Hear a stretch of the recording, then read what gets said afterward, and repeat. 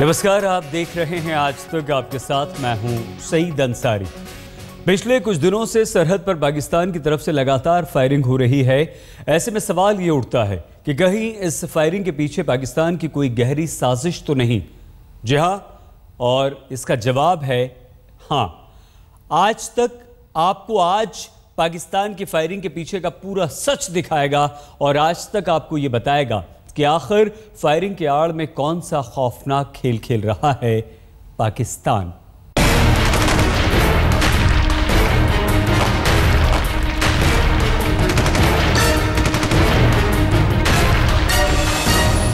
एक हफ्ते से ज्यादा वक्त बीत चुका है।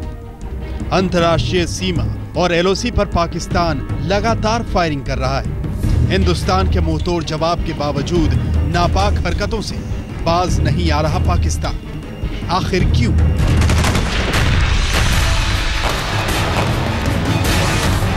क्यों नहीं थम रही सरहद पार से फायरिंग? क्या है फायरिंग के पीछे पाकिस्तान का खेल? आखिर क्या है पाकिस्तान की असली मंशा? क्या है पाक की खौफनाक साजिश का सच? इन सारे सवालों का जवाब सुनकर आप चौंक जाएंगे। आज तक आपको बताएगा कि पाक की ओर से हो रही गोलीबारी का पूरा सच क्या है। अरनिया, आरसपुरा, सांबा, पुंछ और राजौरी के इन सेक्टरों में लगातार पाकिस्तान फायरिंग कर रहा था, मोटार स्पीड दागे। आज हम आपको बताएंगे कि पाकिस्तान का असली खेल क्या था। सरहद के उस पार क्या काली साजिश पाकिस्तान रच रहा था।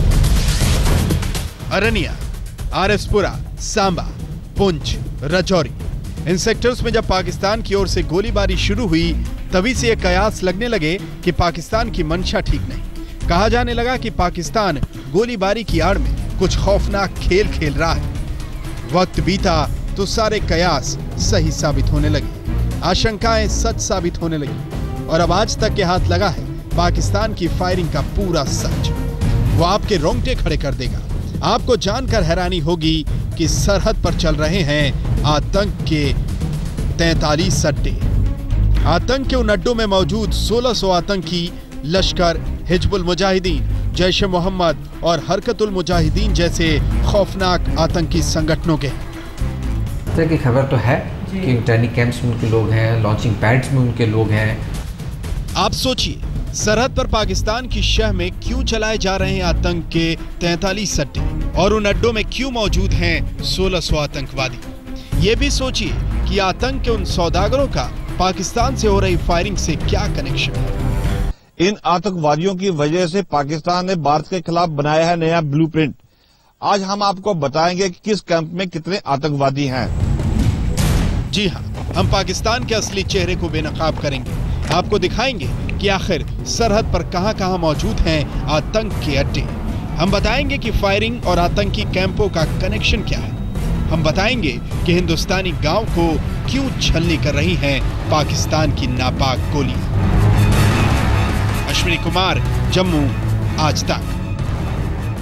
लश्कर से लेकर जैश मोहम्मद और हिजबुल मुजाहिदीन से लेकर हरकतुल मुजाहिदीन तक के आतंकवादी सरहद पार के ट्रेनिंग कैंप्स में मौजूद हैं।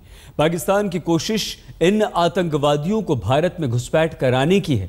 जानकारों की बात माने तो सरहद पार चल रहे वो ट्रेनिंग कैंप्स आतंकवादियों के लिए लॉन्चिंग पैड्स हैं।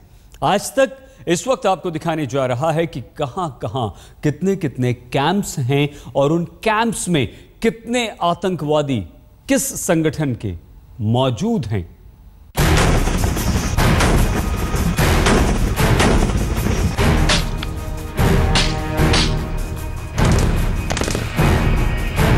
सरहद पर फायरिंग का पूरा सच।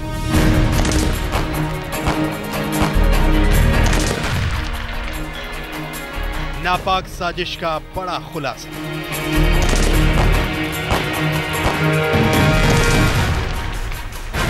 सरहद पर दूर दूर तक सन्नाटा पसरा है। गांव के गांव खाली हो गए हैं। पाकिस्तान की ओर से ऐसी फायरिंग हो रही है कि घर बार छोड़कर लोग राहत कैंपों में जिंदगी बिताने को मजबूर हैं।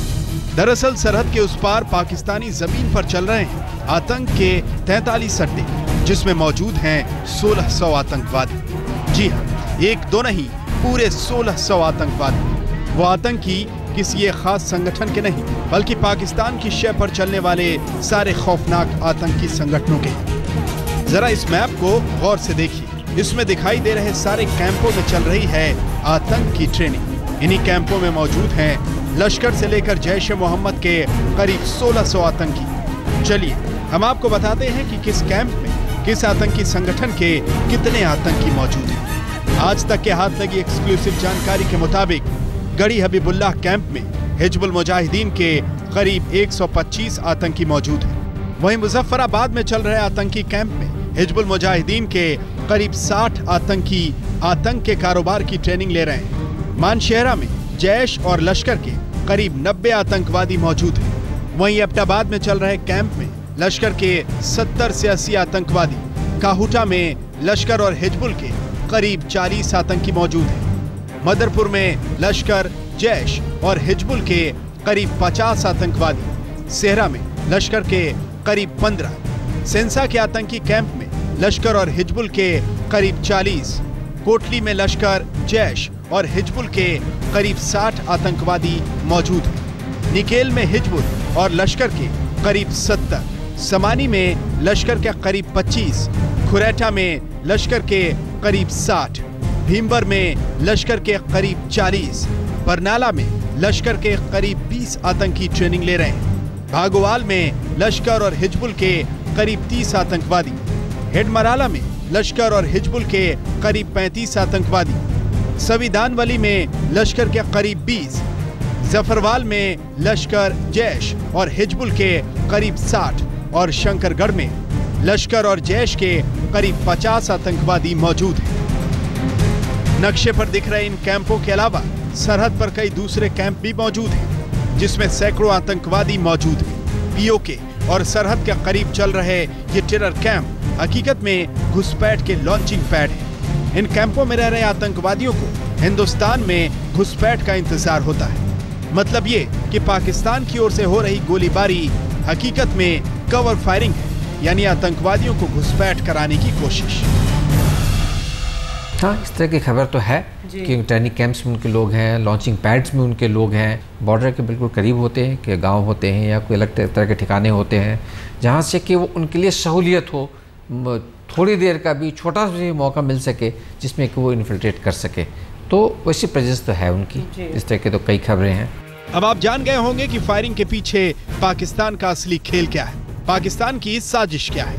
दरअसल पाकिस्तान टेरर कैंपों में रह रहे आतंकवादियों को किसी भी हाल में सर्दियों से पहले हिंदुस्तान की सीमा में घुसाना चाहता, क्योंकि ठंड बढ़ते ही पहाड़ों पर बर्फ जमेगी, फिर कुदरत घुसपैठियों के रास्ते में रोड अटकाएगी। याद कीजिए, पाकिस्तान जिन सेक्टरों में फायरिंग कर रहा है वो है अरनिया, आरसपुरा, अखनूर, सांबा और पुंछ।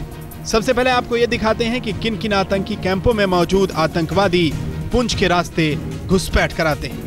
गढ़ी हबीबुल्लाह, मुजफ्फराबाद, मानशेरा, एबटाबाद, काहुटा, मदरपुर, कोटली, भीमबर, भागोवाल जैसे कैंप पुंछ सेक्टर के दूसरी तरफ करीब 200 किलोमीटर की रेंज में है। सियालकोट, नरोवाल, सैयदावली, जफरवाल और शंकरगढ़ जम्मू के कठुआ, अरनिया, आरसपुरा और अखनूर सेक्टर के दूसरी तरफ है। जाहिर है आतंकी कैंपों के नजदीक जो सेक्टर है, पाकिस्तान वहीं गोलियां बरसा रहा है और आतंकवादियों को कवर फायरिंग दे रहा है। मेरे विचार में पाकिस्तान आर्मी और मिलिटेंट के बीच में जो मिलिटेंट ग्रुप खास करके JNK साइड में जो ऑपरेट करना चाहते हैं, उनके साथ तालमेल करके हम लोगों को लाइन ऑफ कंट्रोल में गड़बड़ फैलाने का ये कोशिश है।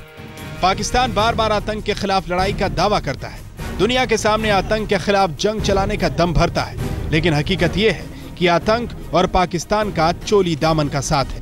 आतंकवादियों को घुसपैठ कराने के लिए पाकिस्तान हिंदुस्तान के सीने पर दगाबाजी की गोलियां दागता है। पाकिस्तान न कभी सुधरा था न सुधरेगा। आतंकवादियों के साथ पाकिस्तान के कभी रिश्ते न टूटे थे न टूटेंगे। आतंकवादियों की घुसपैठ के लिए दोस्ती क्या, वो किसी भी रिश्ते को गोलियों से छलनी कर देगा। कैमरामैन सईद अली के साथ अश्विनी कुमार, जम्मू आज तक। पाकिस्तान में चल रहे हैं आतंकवादी कैंप, ट्रेनिंग दी जा रही है और उन्हें घुसपैठ करवाई जा रही है भारत में। 2 दिन की शांति के बाद बीती रात पाकिस्तान ने फिर से सीमा पर सीज फायर का उल्लंघन किया। रात 8 बजे फायरिंग शुरू हुई। लगातार 12 घंटे तक पाकिस्तान की तरफ से ये गोलीबारी होती रही। सुबह 8 बजे तक जम्मू के अरनिया और आरिसपुरा सेक्टर में मोर्टार दागे गए। अकेले अरनिया शहर में 50 मोर्टार दागे गए। पाकिस्तान के इस हिमाकत में 2 भारतीय नागरिक जख्मी हुए। भारत की तरफ से भी पाकिस्तान की इस करतूत का करारा जवाब दिया गया। हालांकि इलाके के लोग अभी भी डरे हुए हैं, दहशत में हैं। बीएसएफ और सेना ने पाकिस्तान को करारा जवाब दिया।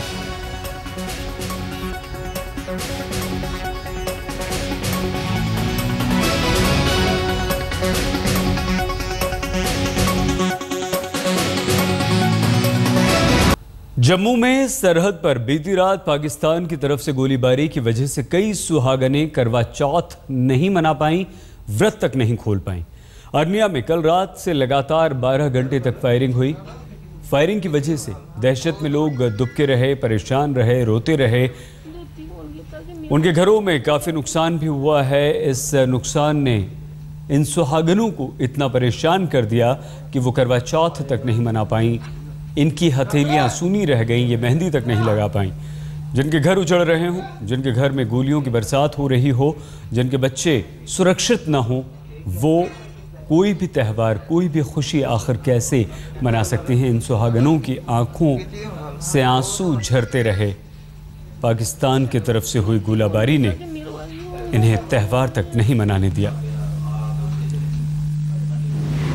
जैसे हम पहले मनाते थे ऐसे नहीं मना सके। हमने कुछ भी नहीं किया, ना कोई बाजार में गया, ना कोई चीज ली, ना हमने कुछ ऐसी स्पेशल चीज बनाई है, ना ही हमने कोई खरीद किए। जो पहले का ही सामान है जो हमने पहना है, जिसे निकाल के पहले पड़ा हुआ था पुराना सामान, भाई हमने लिया। सिर्फ त्योहार मनाया कि ऐसे सोना सोना भी अच्छा नहीं लगता है। जब दशहरे का त्योहार था उस दिन भी इधर बम कितने पड़े थे, तब भी लोग ना उधर मेले में से उठा दिए थे, सब लोगों को भगा दिया था उन्होंने उधर से। 5 बजे के बाद किसी को नहीं इधर रहने दिया था उन्होंने। दशहरे वाले दिन भी ऐसे ही हुआ था। मैडम